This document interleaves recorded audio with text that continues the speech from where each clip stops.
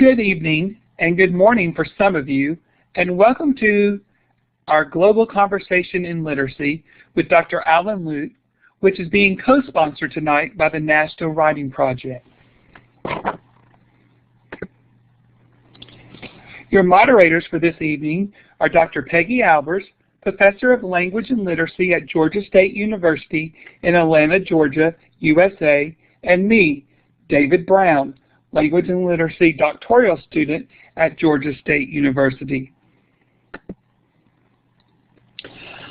Global Conversations in Literacy Research consist of online interactive web seminars with the intent to circulate cutting-edge research in the fields of literacy and language arts. GCLR currently seeks volunteers for a study on the nature of technology-mediated interactions with literacy-focused web seminars. You may participate in two ways. First, please consider completing a short survey at the conclusion of tonight's presentation. Second, if you are willing to participate in a brief interview, please type your email address into the chat area and a research team member will contact you within a few days to schedule an appointment. The collected data will provide important information for understanding the nature of web seminars to share scholarship across the world. This project is now in its fourth year. We would like to know how many webinars you have attended over the past 4 years. Please look under the participants list and by the picture of a door. You should see the letters A, B, and C. Please click on the letter that best answers the questions of how many webinars you have attended.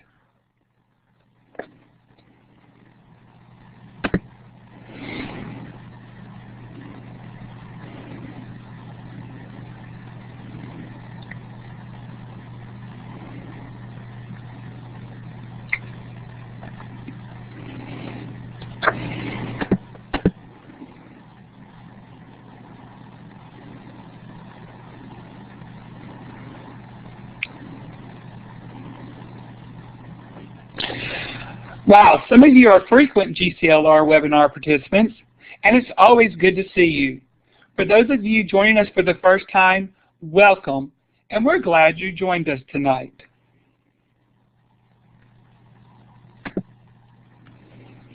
We would also love to know where you're participating in tonight's webinar from. So please use the wand tool and click your location on the map. The wand is located left of the green area of North America, west of Alaska.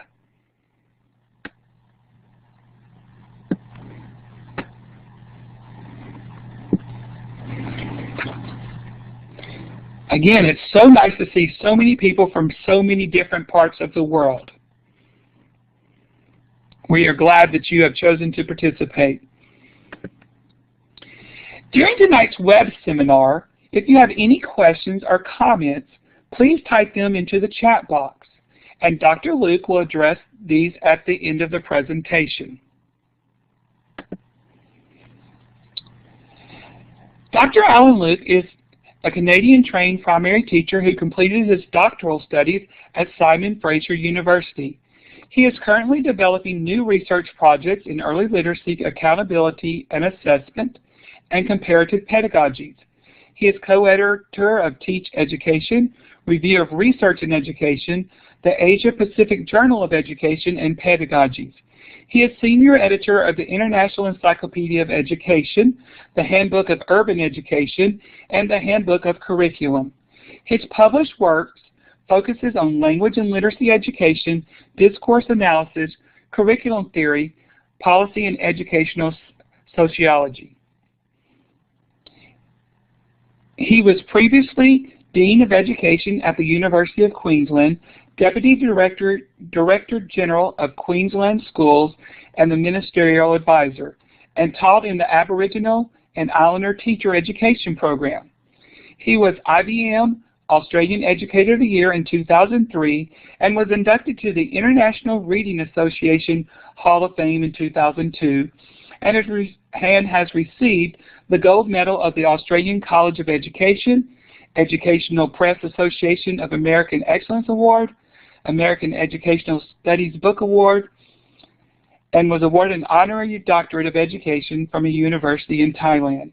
Dr. Luke continues his work at Queensland University of Technology in Brisbane, Australia. The GCLR website contains a bibliography with access to sampling of Dr. Luke's publications.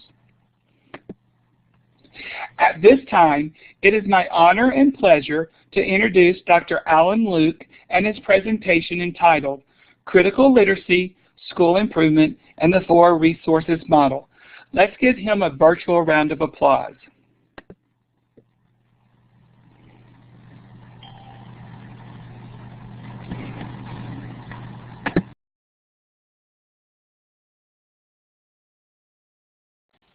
Can you hear me? Okay, we have audio now. Okay, hi everybody. I've got it. I've got happy faces on the screen and so forth. It's 9 a.m. here in Brisbane, Australia, and I'd like to begin with an interesting task, which is I want to acknowledge the Jaguar people, who are the Aboriginal people upon whose land I'm speaking. The whole question of acknowledgement of place, cultural identity, situated practice is really put up in the air with these kind of digital seminars. How do you acknowledge the indigenous peoples of cyberspace? I've got about 20 minutes to initially go through some four resources material with you today, and then I'll take questions. So we'll run with that format, and we'll have some time for discussion after that. I want to do three things. Very briefly introduce and review where the four resources model came from and what it attempts to do. It's a bit history now, but it's quite widely used. Then I want to turn to my immediate task, which is trying to describe how my colleagues Annette Woods, Beryl Exley, myself, Kathy Mills, Karen Dooley, Michael Duzani, Venice Chandra, John Davis, and I have worked in a low SES indigenous and migrant refugee school for the last 4 years, using four resources and critical literacy models and also multi-literacies models to try to mobilize school achievement, working with the teachers union. So I want to talk about the model, then the school level second, and then the third area that I want to discuss is the work that I've been doing in Ontario and work we've done previously in Queensland about how particular states or jurisdictions have developed alternatives to mandated scripted reading pedagogy of the No Child Left Behind type. Specifically, how some of these jurisdictions, Ontario and Queensland, have used, New South Wales as well, have used the four resources model as an organizing principle for whole school literacy plans. So I'll talk about the model, we'll go to the school level, then we'll talk about systemic and school reform issues. The model came out of myself and my esteemed colleague Peter Freebody and I in 1989 had been attending a series of conferences in Sydney. And it was right at the heyday, and some of you, I've noticed some of the participants here were participants, right in the heyday of great debates over finding the proper way to teach literacy. So there was, at the time in Australia, we were working a lot with schools and a lot with teachers, and there was a great debate, obviously, between whole language and direct instruction, phonemics and decoding type approaches, a debate that continues in various forms. There were debates between comprehension advocates and children's literatures advocates, and we were involved in a fairly robust debate that goes on between those who were arguing for explicit instruction in genre and those of us who were advocating more critically oriented models towards text analysis. So, and some of these conferences, and those of us who participated in the 1990s, got to be pretty nasty. And I remember Freebody and I going out of the conference and going and sitting in a restaurant and saying, sorry, I'm getting water noises in my ear here from somebody's microphone. And Freebody and I sitting there and saying, now hold on, part of the problem that we've got with these models is the assumption that literacy education is really a monoglossic and not a pluralistic type activity. Having been a primary teacher, as David pointed out at the onset, one of the things that I knew is that depending upon who you were teaching and depending upon the the age, developmental level, the cultural knowledge of the kids, the language backgrounds, etc. Very few teachers would go in and just teach critical literacy all the time and not deal with issues of the code, for that matter. Or for that matter, in everyday practice, teachers and expert teachers that we would find would do a number of things. We're actually weaving between different kinds and levels of literacy instruction. So Freebody and I walked out of that conference and said, well, hold on, what if the phonics and decoding people and the reading comprehension and children's literature whole language people and the social interaction models that we were developing and the critical work, what if they actually all were parts of a new and emergent model of literacy education? So we began to, and I remember sketching it out, Peter sketching it out on a piece of paper in the restaurant. We said, well, what if coding and phonemic awareness, the sorts of things that Maury Clay and others would have identified in reading recovery, knowledge of print, etc., were necessary but not sufficient. So we took up very early on the philosophic principle of necessity and sufficiency to try to explain the relationship between what at the time, and I think sociologically we felt it was rather naive, we called roles of the reader. Now we've later called them resources because we didn't like the structural functional notion of doing a role. But what we argued, what we felt very strongly, is that the coding issues were necessary but not sufficient to actually become a fully functioning citizen in these kind of cultures and economies. Similarly, we knew from the reading comprehension people, Peter had worked with Dick Anderson and Dave Pearson and others at Center for the Study of Reading, and from the whole language people, whose work I was quite familiar with, we knew that the focus on meaning making was also part of the picture and had to be there, but was not the full picture. And I think that there was the assumption was that if you gave people access to reading comprehension, a rich engagement with literature, that somehow their critical use of language, their critical use of the analysis of text, and their everyday participation in literacy events would necessarily flow through. Well, I had been an English as a second language teacher in Burnaby and in Vancouver. And one of the things that I knew is that I could teach my students there, who were middle school second language learners, what the code meant. And certainly if they were moving from Sanskrit writing systems in Thai to English, or Chinese character-based systems to English, they needed direct instruction in the code. There was no question about that. But I could teach them the codes. We could do exercises on what the activities meant. And I remember using these absurd ESL textbooks like New Horizons in English. But if I followed them out into a workplace or onto a bus or into the science class that they would go to after my ESL class, that they still would make everyday interactional engagement problems. They'd have problems with everyday face-to-face pragmatic problems with the use of text. So at the time, because we had been working with and reading Shirley Heath's work, we recognized that knowing the code, being able to make meaning, having rich experiences with literature were not enough. That you had to know how to engage in literacy events in the interactional spaces of interacting around text that occur in workplaces and everyday community life and in classrooms. So we added what we called pragmatics, in addition to semantics and meaning making, in addition to coding. But all of these, we argued, were just enough to get you literate enough to potentially get you ripped off and lied to in a multi-semiotic, multimedia society that was trying very much to position you and sell you and define you at every instance. So we knew from a lot of the postmodern and post-structuralist discourse work that discourse and text were ubiquitous, they were everywhere, and they were impacting on people's everyday lives and their everyday experiences. So the argument that we began to make for a critical literacy as the fourth component, the four resources, was that you might just get literate enough to get ripped off. Yes, I had worked with Freudian models before that in Canada, but we wanted to move somewhat past the consciousness raising, let's talk about dominant ideologies, let's engage in kind of left ideology or feminist ideology critique. We wanted to move past that, and we found the resources for doing that in Australia, in Halliday and functional grammar, and a lot of the early critical discourse analysis work by Günter Kress, Norman Fairclough, and others, which was accessible to us here because we were working with people like Linter, Fran Christie, Jim Martin, and others.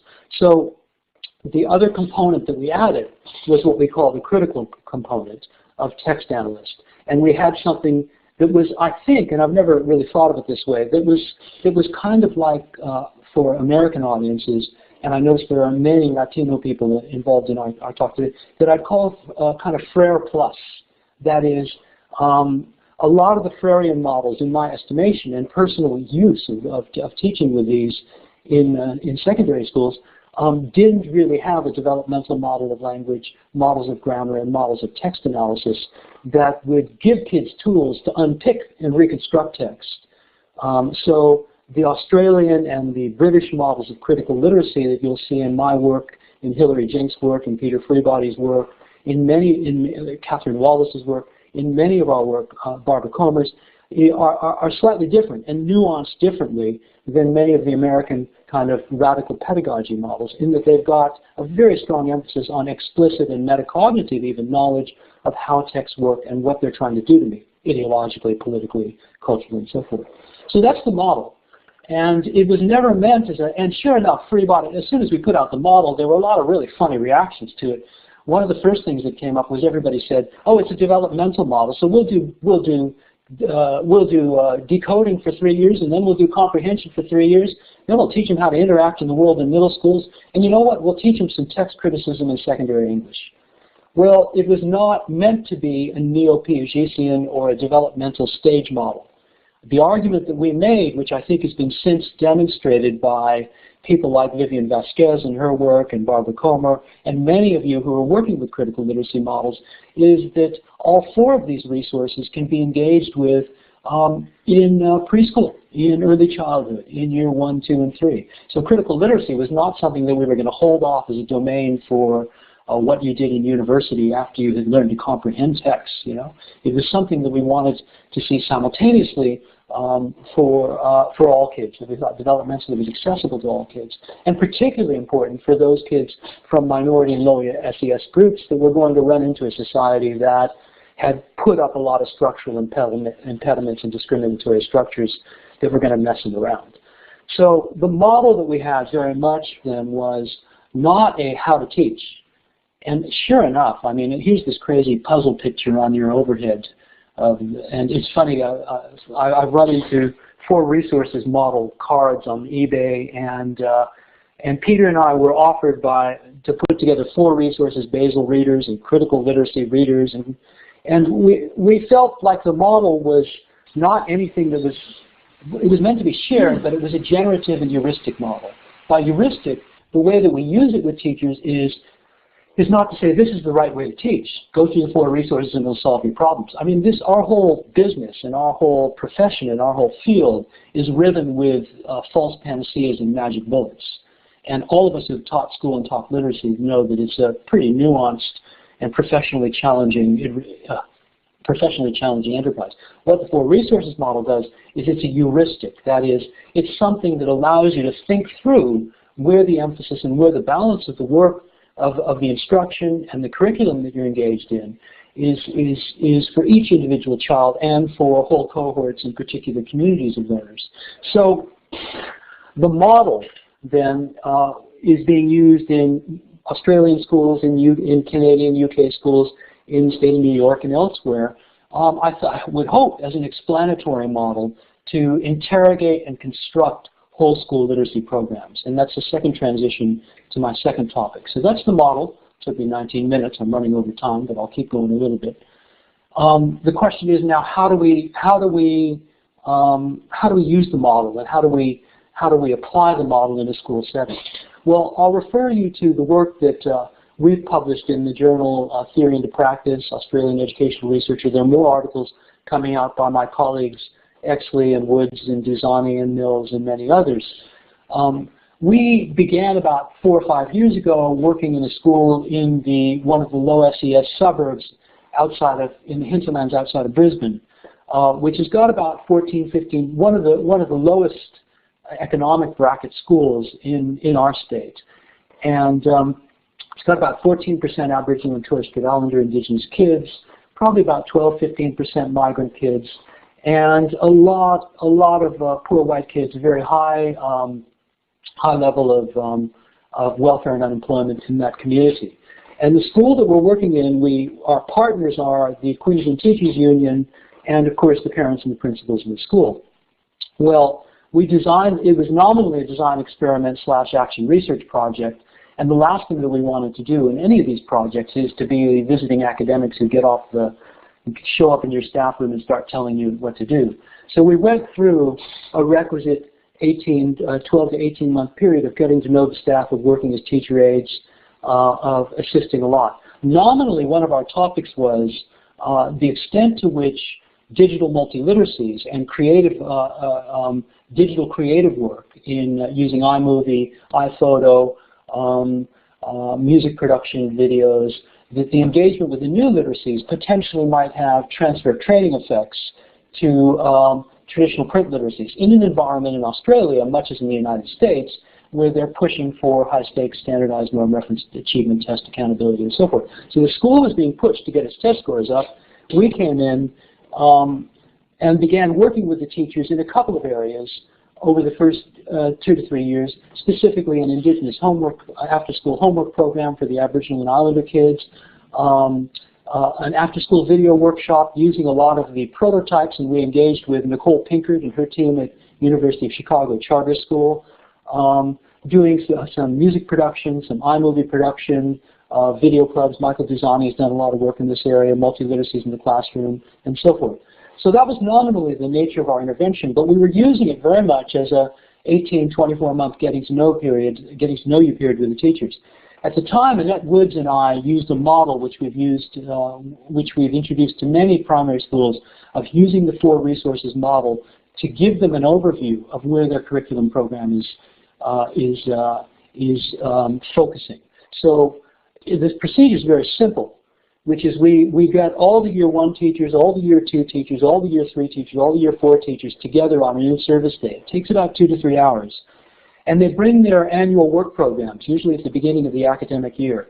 We introduce them to the model, although because the 4 resources model is pretty much taught in most of the pre-service programs and is in all the state curricula in Australia, most of them have some familiarity with the model. But as you can see, this model ain't rocket science. You don't need to know post-structuralism to get the model. It's pretty simple. So we introduce the model, and we actually give each of the teachers a set of colored stickies, green ones for coding, yellow ones for semantic meaning making, pink ones for pragmatics, or blue ones, whatever. So we give them a set of Post-its, and we say, we want you to go through your school work program for the year in year 1, in year 2, and year 3. If it's a smaller school, we put them in cross-age groups of all the early childhood, all the middle years.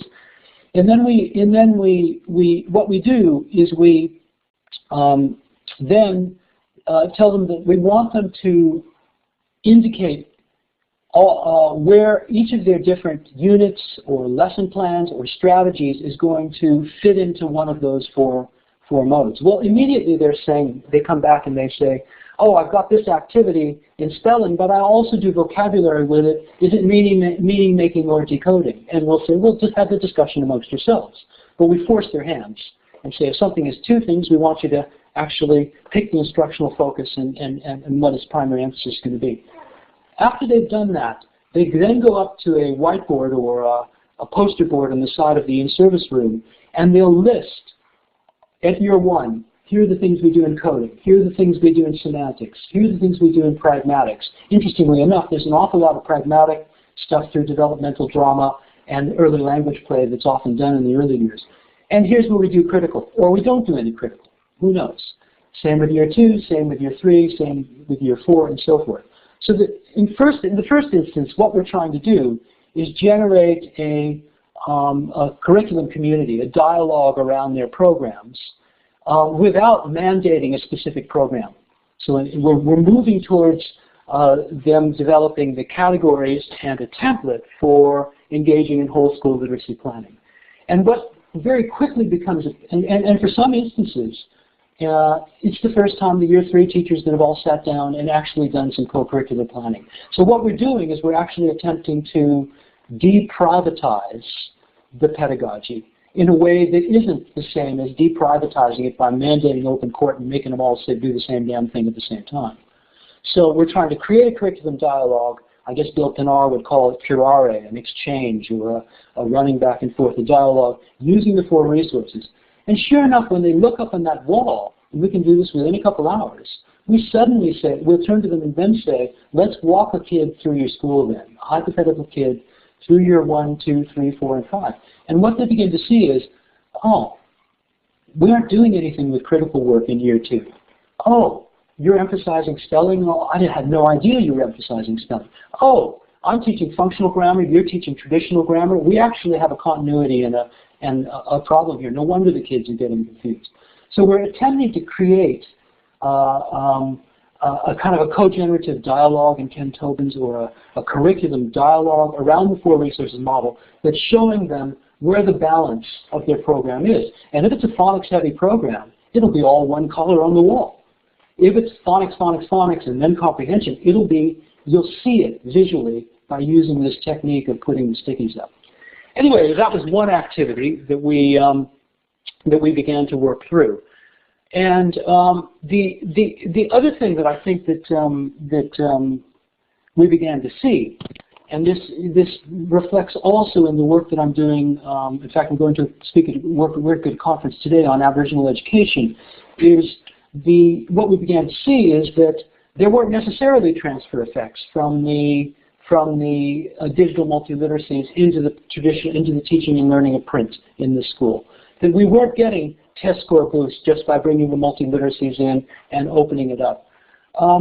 And we kept at this, and we were beginning to get discouraged about 2 years in. We had given them 4 resources. We were working at particular levels with the schools. Our colleagues from another university, Griffith University, Taft Glaswell, had brought in a scripted comprehension program in the 4 or 5 area. But we weren't getting the major kind of movement or shift. And the school had done all the things that low SES schools and new principals often want to get in place. It had a behavioral program. It had done its special education ascertainment and so forth. The principal had moved away from deficit talk in the staff room. So there were things happening that were changing school ethos. Certainly the Aboriginal cultural components were visible and taking a key role in the school planning. A lot of good things were happening in school ethos, but the test scores weren't moving, and we were trying to put our finger on the exact nature of the problem. Well, it occurred to me driving in one day, and about a year and a half ago, you might know this, Brisbane was flooding, the climate was changing, we had a huge refugee and migrant issue problem here. There are big debates around Aboriginal reconciliation. We've got young Australians fighting in Afghanistan. Things are pretty busy intellectually here. Well, it occurred to me, I went into the staff room that day, and I simply said, is anybody teaching about the flooding? Because I knew damn well down the road at the school, at the grammar schools, at the middle class school down the road, that in the upper middle class schools, they were doing flooding, they were doing war, they were doing peace, they were doing global, they were in Frere's terms reading the world.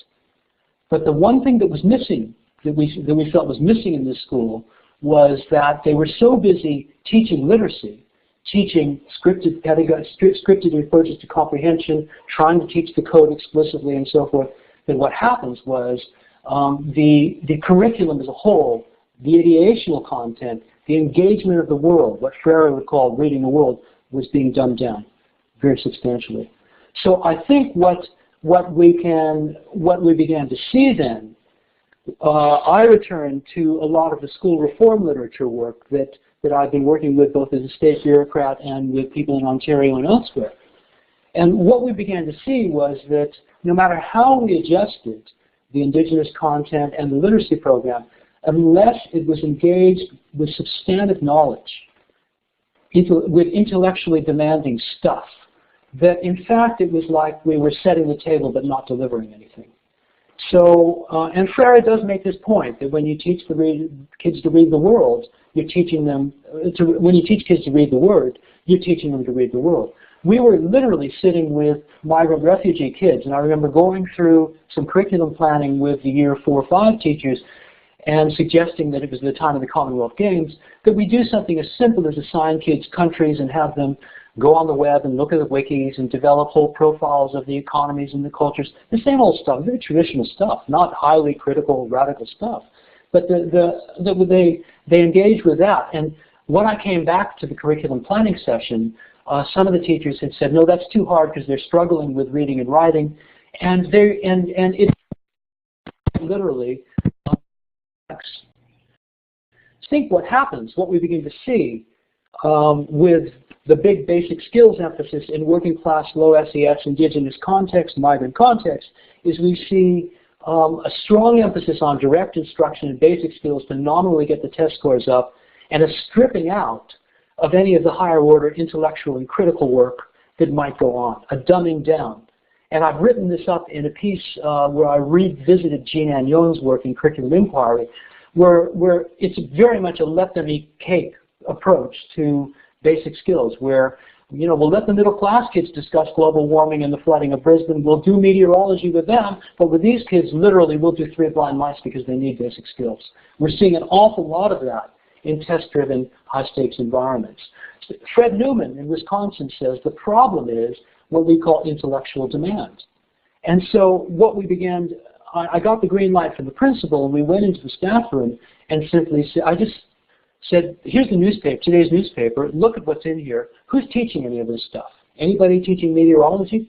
Anybody teaching this flooding and the weather change that's going on in Brisbane? Anybody teaching the insurance policy debates they're having over it? Anybody teaching this? Well, they were busy teaching skills, okay? So in effect, what we began to see was that in a lot of working class schools, the intellectual content, the engagement with advanced disciplinary knowledge, the higher order work, the critical work, what Newman and et al. In Authentic Assessment in 1996, what Fred Newman and Adam Gamoran in Wisconsin used to call intellectual demand, the very substantial protein stuff that working class and minoritized kids need in order to get mobile within these systems was being held back in order to emphasize direct instruction and basic skills. So we went in and we pushed very hard and with the teachers and began working with them. And in the last 18 months or so, what we've seen is we've seen test scores rising and the teachers talking a lot about the quality of questioning and the quality of classroom discussion around ideas rising, partly because of their efforts, partly because the kids were rising to the challenge and so forth. And I think this is work that I've written a piece in Joel this month about it, but Sarah Michaels and Kurt Dudley Marling have a new book out on high expectations teaching. And I think whether it is following the pathway that Louis Moll and others paint, in which we engage with community knowledge, with indigenous knowledge, with community stocks of knowledge, or whether it's the pathways to traditional scientific, disciplinary field knowledge and so forth, that these kids, these working class kids, didn't just need basic skills. We had to bloody educate them. That we could basic skills until they're blue in the face, using for research, etc., where we'd invariably cut it off after some comprehension and not do the pragmatic and the critical. But what in fact needed to happen was, whether it was the community knowledge models that Louis Moll and the Neo-Vygotskians pushed, or whether it was the traditional canonical disciplinary knowledge that Jay Lemke, that Jim Martin, that Peter Freebody and others talk about, that these kids had to have knowledge to some kind of, access to some kind of knowledge other than, quite literally, three blind mice and basic skills. So that pretty much is the model. That's how we've applied it. And those are some of the insights where we started to see that school turn, develop, and emerge in many ways, since we've put on the table the demand to up the intellectual ante, to actually begin to expect that kids who are second language learners, who have some basic skills problems and issues to be resolved and to be taught to, are quite capable of making movies, of talking, of discussing everything from global warming to war and peace and love and hate. So I think that what we found was that almost the over-preoccupation with basic skills acquisition was stripping out the substantive intellectual content. They were not really engaging with the world in Freire's terms. Now the last topic, and I'm running a little over time, so I'll take about 5 minutes on this, is how would you generalize this? Is somebody in there? Actually, Alan, you have a little bit more time than 5 minutes. Okay. So not to worry. So I'll go on, because the problem that we've got, and remember, I was a senior bureaucrat here and a ministry person advising ministers here and in Singapore and elsewhere. And the problem that you get is, okay, so Luke or somebody else shows up in my office and says, you know, we've taken this working class school and we've made it work. And they'll say, yeah, well, it took a lot of academics and the teachers union, and took you guys 4 years to make that work, and it's wonderful that you made it work. But I've got 1,200 schools and 1 million students and a workforce of 30,000 teachers. Scale. How do you scale this stuff up? Okay? Because certainly I'm sure that all of you will deal with state jurisdictions who will just say, just put in the tests, mandate the package, and get out of the way. Okay? And we know now, you know, we're, what, a decade and a half into No Child Left Behind type activities. We know we know the thresholds. There's a lot of empirical work that shows us the limits of these kind of large-scale carpet bombing approaches to, and carpet bombing and teacher de-skilling approaches to reform. Well, you know, we could talk, well, where do we find a model where jurisdiction has put in place a whole school literacy planning approach that works? Well, Ontario.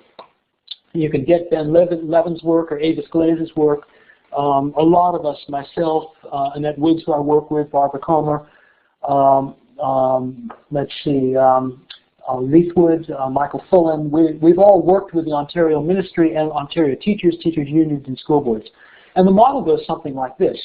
It's described in our book, which is out on curriculum and syllabus design on Routledge now. But the model for a state jurisdiction goes like this.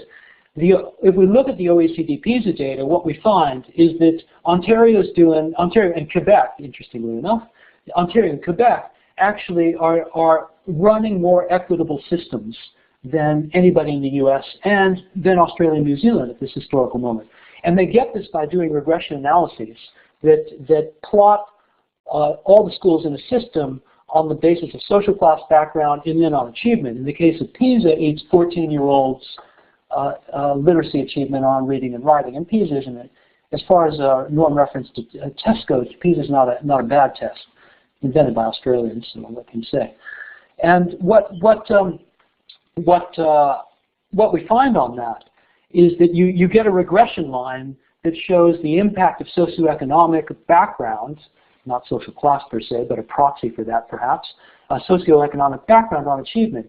And what you get is what you get and what you begin to see is that the playing field and I'll mention it once and then we'll move on, in Finland, everybody has Finland envy, but that's a separate question.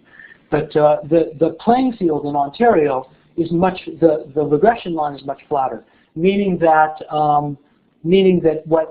what happens is that social class has a lesser impact than it does in the United States.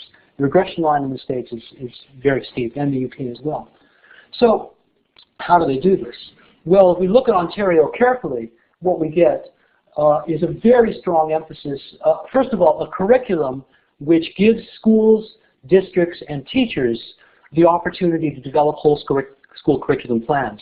So both the Finnish curriculum and the Ontario curriculum are very low definition. That's how we describe it in our book, which is they outline a broad scope and sequence and some developmental targets, and then they leave it to schools and teachers to develop curriculum plans on how to get there. There's a testing system, but it's low stakes. It's not used to adjudicate and make high stakes decisions about individuals or about teachers. There's certainly no merit pay or any of that stuff or competitive stuff. And the other thing is, so the argument that we make is that in high quality, high equity systems like Ontario, what we get is high levels of teacher professionalism and moderate levels of central prescription. And what we and Andreas Schleicher at the OECD, who is the scientific director in Paris, believe, and we both argue this, is that where the United States and the UK have erred is they've got very high levels of centralized prescription, and the effect is not high levels of teacher skilling, but in fact the de-skilling of teachers as they relinquish their curriculum control and their capacity and ability to write whole-level, school-level programs that can respond to language variation, to cultural knowledge, to community stocks of knowledge, to developmental issues. In other words, the de-skilled teachers begin to relinquish their professional capacity to develop the curriculum at the school level. What Ontario's done is it's mandated through a Literacy and Numeracy Secretariat, it's mandated that every school should use For Resources model and other models to begin building whole school literacy programs. It doesn't tell them they have to go Open Court or Pearson or First Steps or any of that stuff. It says, depending upon whether you're teaching Inuit kids in the north or whether you're teaching urban kids or whether you're teaching Ontario, Toronto is one of the most successful multicultural cities in the States, not in the States, Canadians, in the world. Toronto is one of the most successful multicultural systems. And what we begin to see is the mandate is that schools will develop whole school curriculum plans. They must set value-adding targets. They must analyze their demographics. They must analyze their data. Okay, and that the State Department, in this case the Provincial Ministry, Literacy and Numeracy Secretariat, has experts, curriculum experts, who will come out to schools and districts to work with teachers to build those programs. And guess what? They get results. So by balancing central prescription with high levels of professional development and professional support, what we begin to see is a successful system that actually is getting more equitable results. Whereas most of the script and test, make everybody do the same thing approach, are not, quote, closing the gap with equity clienteles. Now, I haven't spoken very much thus far about critical literacy, but the approach that we've taken, and I'll have to say that the stuff is out there on critical literacy, and I've written so many pieces on it, but one thing that I've got in a new book that Maggie Hawkins has got out is I've just made the point, we've got to quit teaching critical literacy like it's this new innovative thing, or it's a radical thing. Cripes, this stuff has been around for 30, 40, 50 years now. People have been doing this for a long time, okay? And there are different and varied approaches to it, and as we've insisted in all of the work that I've done, that Freebody's done, that others, there is no right way to do this critical literacy stuff. But it basically is premised around the assumption that texts are ubiquitous, they're everywhere around you, they're used for purposes of power, they are used for political and cultural purposes that are significant, and that unless you learn to develop a kind of a healthy skepticism towards them, you're going to be in serious trouble, culturally, politically, and economically in these contemporary societies. Now that's not a hard sell, and we've managed in Queensland, in spite of the Murdoch press, in spite of the continuous attacks by conservatives who see critical literacy as some kind of a left-wing post-Cold War plot, we've managed to work with conservative parents, with farming communities, with others, and make the case very strongly that if their children are not critically literate in an era of the internet, in an era of where information is everywhere, they will be in big trouble. That these are, quote, new basics that will be required. Now the models of critical literacy have been extended to multimodality, to multiliteracies and so forth. I think the distinctive Australian contribution is teaching kids basically that text work, how texts work at the grammatical level, not just at the semantic and meaning proposition level, but even right down to how imperatives, interrogatives, modality, modes, etc. work, are very, very important tools for developing that kind of critical disposition towards an orientation towards text. Now we may have varying views about the degree of drilling down to that grammatical complexity or that grammatical detail, but my point is here is that critical literacy is not just about learning how to critique the state or the corporation. It's about learning how the text of the state, the corporation, of mass media, that your own texts position and do things to people, how they can be contested, combated, and dealt with.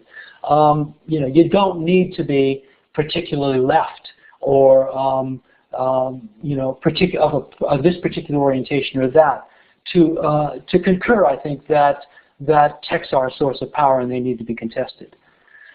So with that, so what have I done? I've outlined the 4 resources model. I've spoken about how we use it at the school level and some of the challenges at the school level, which in my estimation are about intellectual demand and about introducing kids to both engaging with their community knowledge and scaffolding the relationships between that and the disciplinary codes of the school and of science and of dominant institutions and so forth. At the same time, I've talked about how whole systems are doing this by skilling up and investing in teachers to do this whole school planning. I mean, here's ironically, in Singapore, where the whole notion of critique and critique of the state is still an issue that is being dealt with, and one that I and many others have had to live with and work through when we've worked in Singapore. That in Singapore, the teachers have begun to work with the four resources model. I was teaching in Beijing. In China, people are beginning to work with it as well.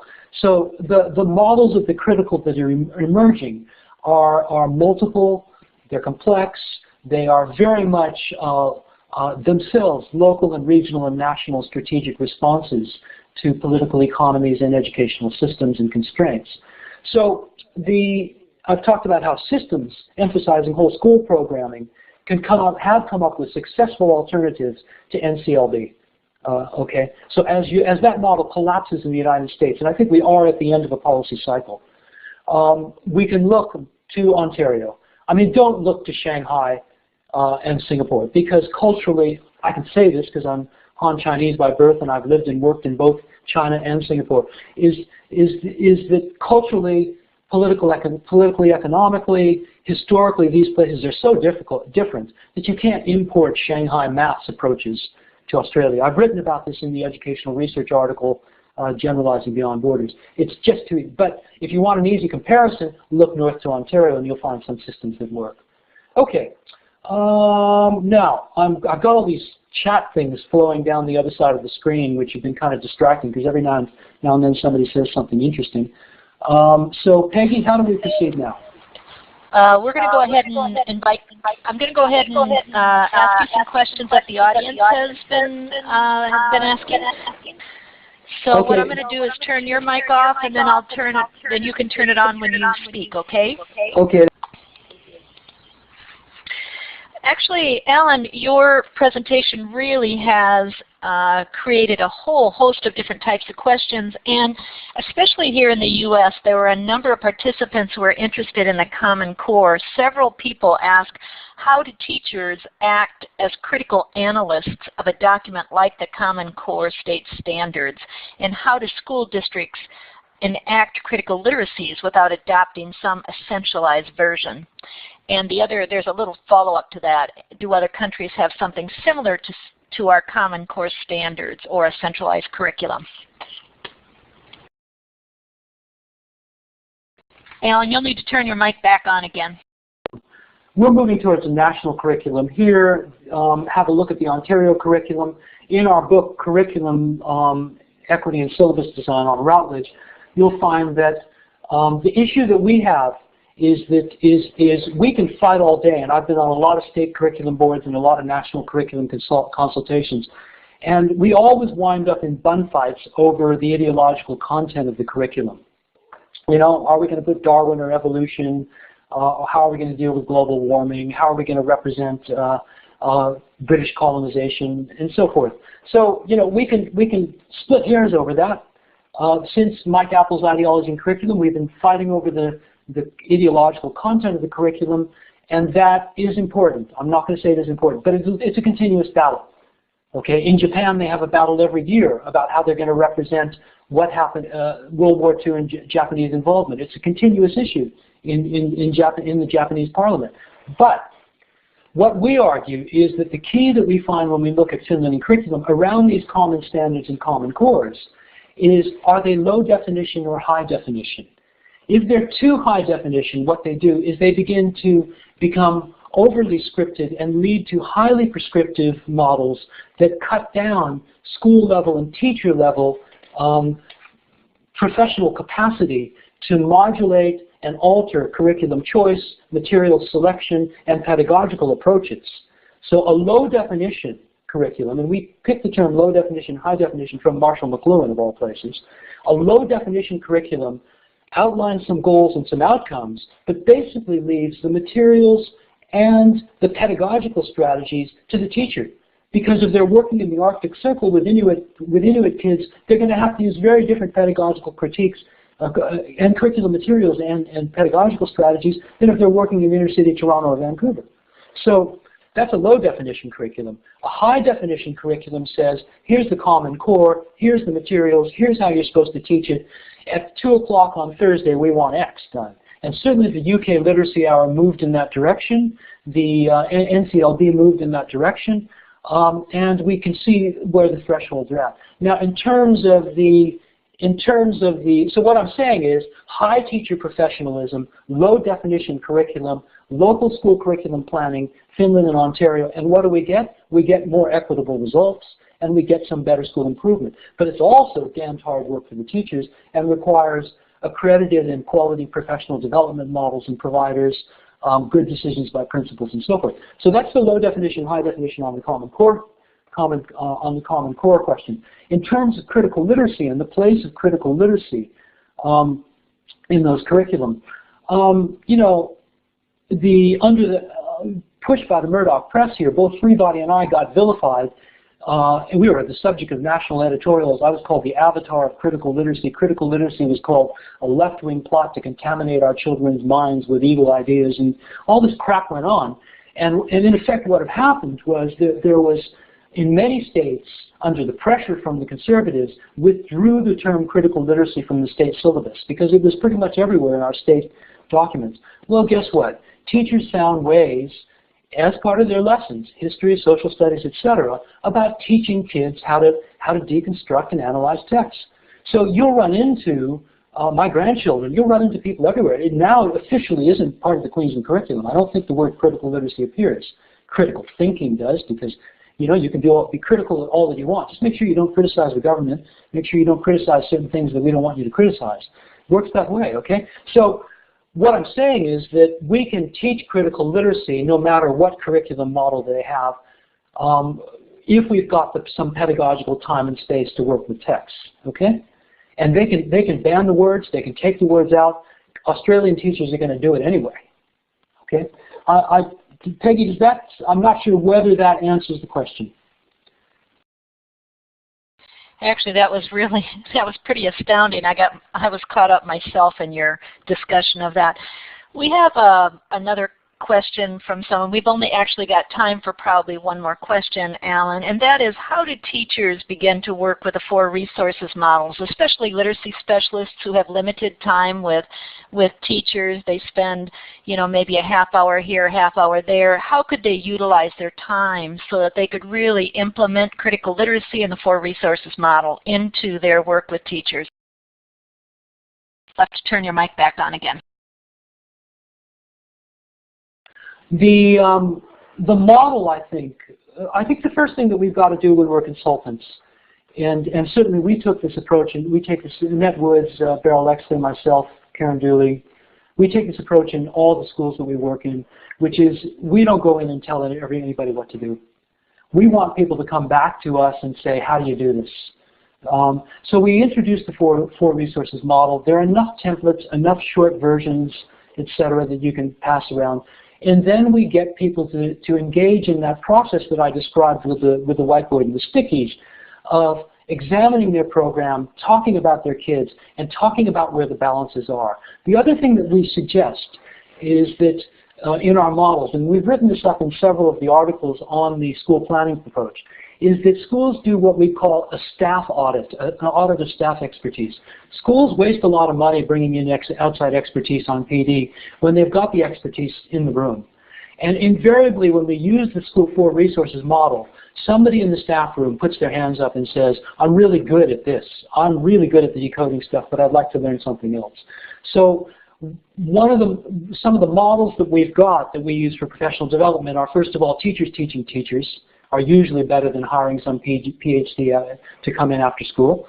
The second model that we've got is we talk a lot about principals getting audits of what teachers, who can co-teach with others to bring the expertise.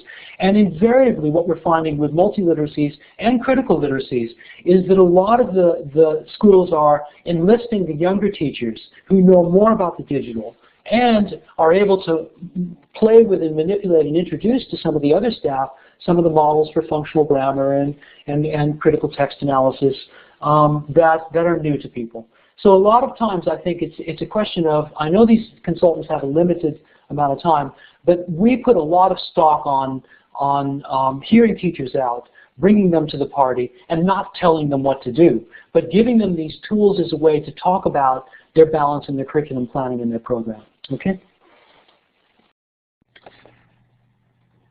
Good evening and good morning for some of you, and welcome to our Global Conversation in Literacy with Dr. Allan Luke, which is being co-sponsored tonight by the National Writing Project. Your moderators for this evening are Dr. Peggy Albers, Professor of Language and Literacy at Georgia State University in Atlanta, Georgia, USA, and me, David Brown, Language and Literacy doctoral student at Georgia State University. Global Conversations in Literacy Research consist of online interactive web seminars with the intent to circulate cutting-edge research in the fields of literacy and language arts. GCLR currently seeks volunteers for a study on the nature of technology-mediated interactions with literacy-focused web seminars. You may participate in two ways. First, please consider completing a short survey at the conclusion of tonight's presentation. Second, if you are willing to participate in a brief interview, please type your email address into the chat. Queensland University of Technology in Brisbane, Australia. The GCLR website contains a bibliography with access to sampling of Dr. Luke's publications. At this time, it is my honor and pleasure to introduce Dr. Allan Luke and his presentation entitled Critical Literacy, School Improvement, and the Four Resources Model. Let's give him a virtual round of applause.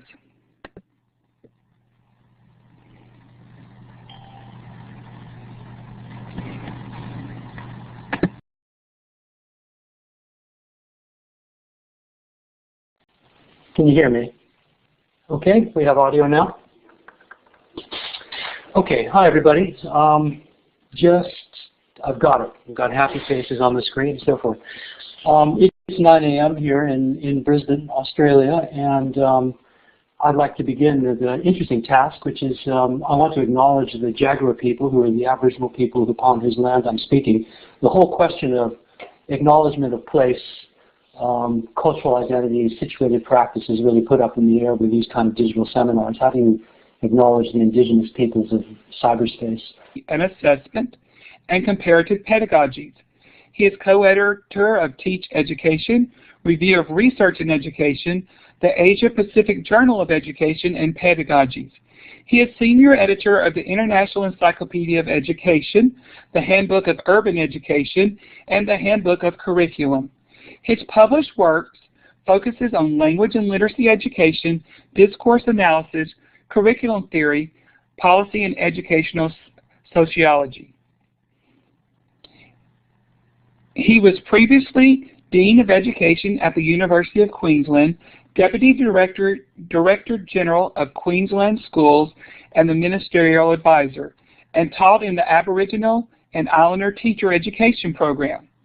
He was IBM Australian Educator of the Year in 2003 and was inducted to the International Reading Association Hall of Fame in 2002 and has received the Gold Medal of the Australian College of Education, Educational Press Association of American Excellence Award, American Educational Studies Book Award, and was awarded an Honorary Doctorate of Education from a university in Thailand. Dr. Luke continues his work, and it's always good to see you. For those of you joining us for the first time, welcome, and we're glad you joined us tonight.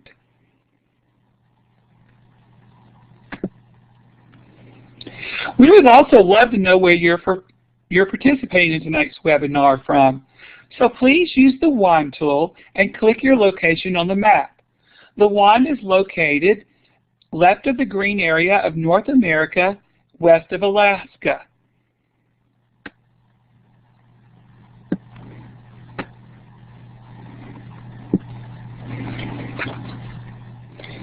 Again, it's so nice to see so many people from so many different parts of the world. We are glad that you have chosen to participate. During tonight's web seminar, if you have any questions or comments, please type them into the chat box, and Dr. Luke will address these at the end of the presentation. Dr. Allan Luke is a Canadian-trained primary teacher who completed his doctoral studies at Simon Fraser University. He is currently developing new research projects in early literacy accountability in that area, and a research team member will contact you within a few days to schedule an appointment. The collected data will provide important information for understanding the nature of web seminars to share scholarship across the world. This project is now in its 4th year. We would like to know how many webinars you have attended over the past 4 years. Please look under the participants list and by the picture of a door. You should see the letters A, B, and C. Please click on the letter that best answers the questions of how many webinars you have attended.